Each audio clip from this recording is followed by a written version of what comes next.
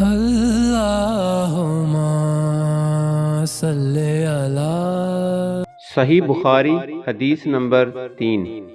ام المؤمنین حضرت عائشہ صدیقہ رضی اللہ تعالی عنہا سے روایت ہے کہ نبی کریم صلی اللہ علیہ وآلہ وسلم پر وحی کا دور اچھے سچے پاکیزہ خوابوں سے شروع ہوا۔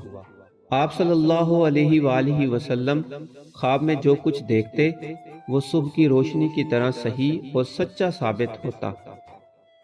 پھر من جانب قدرت آپ صلی اللہ علیہ وآلہ وسلم تنہائی پسند ہو گئے اور آپ صلی اللہ علیہ وآلہ وسلم نے غار حرا میں خلوت نشینی اختیار فرمائی اور کئی دن اور رات وہاں مسلسل عبادت اور یاد الہی میں مشغول رہتے۔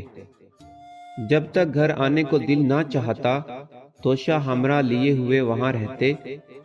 توشہ ختم ہونے پر ہی اہلیہ محترمہ خدیجہ رضی اللہ تعالی عنہا کے پاس تشریف لاتے اور کچھ توشہ ہمراہ لے کر پھر وہاں جا کر خلوت غزی ہو جاتے۔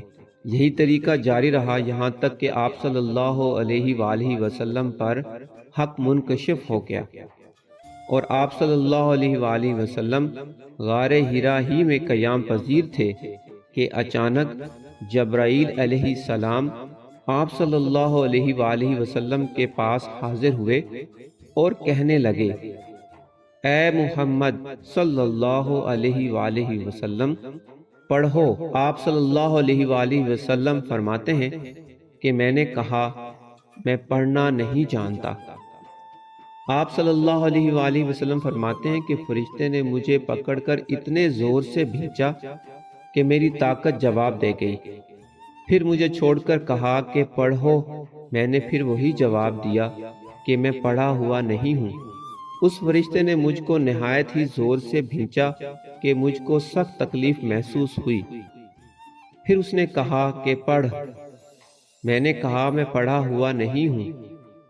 فرشتے نے تیسری بار مجھ کو پکڑا اور تیسری مرتبہ پھر مجھ کو بھینچا، پھر مجھے چھوڑ دیا اور کہنے لگا کہ پڑھو اپنے رب کے نام سے جس نے پیدا کیا اور انسان کو خون کی پھٹکی سے بنایا۔ پڑھو اور آپ کا رب بہت ہی مہربانیاں کرنے والا ہے۔ بس یہی آیتیں آپ صلی اللہ علیہ وآلہ وسلم جبرائیل علیہ السلام سے سن کر اس حال میں غار حرا سے واپس ہوئے کہ آپ صلی اللہ علیہ وآلہ وسلم کا دل اس انوکھے واقعے سے کانپ رہا تھا۔ آپ صلی اللہ علیہ وآلہ وسلم حضرت خدیجہ رضی اللہ تعالی عنہا کے پاس تشریف لائے اور فرمایا کہ مجھے کمبل اڑھا دو، مجھے کمبل اڑھا دو۔ لوگوں نے آپ صلی اللہ علیہ وآلہ وسلم کو کمبل اڑھا دیا۔ جب آپ صلی اللہ علیہ وآلہ وسلم کا ڈر جاتا رہا تو آپ صلی اللہ علیہ وآلہ وسلم نے اپنی زوجہ محترمہ حضرت خدیجہ رضی اللہ تعالی عنہا کو تفصیل کے ساتھ یہ واقعہ سنایا اور فرمانے لگے کہ مجھ کو اپنی جان کا خوف ہو گیا ہے۔ آپ صلی اللہ علیہ وآلہ وسلم کی اہلیہ محترمہ حضرت خدیجہ رضی اللہ تعالی عنہا نے آپ صلی اللہ علیہ وآلہ وسلم کی ڈھارس بندھائی اور کہا، اللہ کی قسم آپ کو اللہ کبھی رسوا نہیں کرے گا۔ آپ تو اخلاق فاضلہ کے مالک ہیں، آپ تو کنبہ پرور ہیں، آپ بے قصوں کا بوجھ اپنے سر پر رکھ لیتے ہیں، مفلسوں کے لیے آپ کماتے ہیں، مہمان نوازی میں آپ بے مثال ہیں اور مشکل وقت میں آپ امر حق کا ساتھ دیتے ہیں۔ پھر مزید تسلی کے لیے خدیجہ رضی اللہ تعالی عنہا آپ صلی اللہ علیہ وآلہ وسلم کو ورقہ بن نوفل کے پاس لے گئیں جو ان کے چچا زاد بھائی تھے اور زمانہ جاہلیت میں نصرانی مذہب اختیار کر چکے تھے اور عبرانی زبان کے کاتب تھے۔ چنانچہ انجیل کو بھی حسب منشا خداوندی عبرانی زبان میں لکھا کرتے تھے۔ وہ بہت بوڑھے ہو گئے تھے، یہاں تک کہ ان کی بینائی بھی رخصت ہو چکی تھی۔ خدیجہ رضی اللہ تعالی عنہا نے ان کے سامنے آپ صلی اللہ علیہ وآلہ وسلم کے حالات بیان کیے اور کہا کہ اے چچا زاد بھائی، اپنے بھتیجے محمد صلی اللہ علیہ وآلہ وسلم کی زبانی ذرا ان کی کیفیت سن لیجئے۔ وہ بولے کہ بھتیجے، آپ نے جو کچھ دیکھا ہے اس کی تفصیل سناؤ۔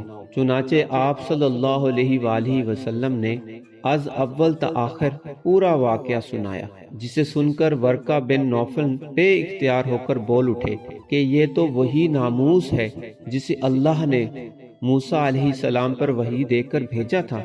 کاش میں آپ کے اس عہد نبوت کے شروع ہونے پر جوان عمر ہوتا، کاش میں اس وقت تک زندہ رہتا جب کہ آپ کی قوم آپ کو اس شہر سے نکال دے گی۔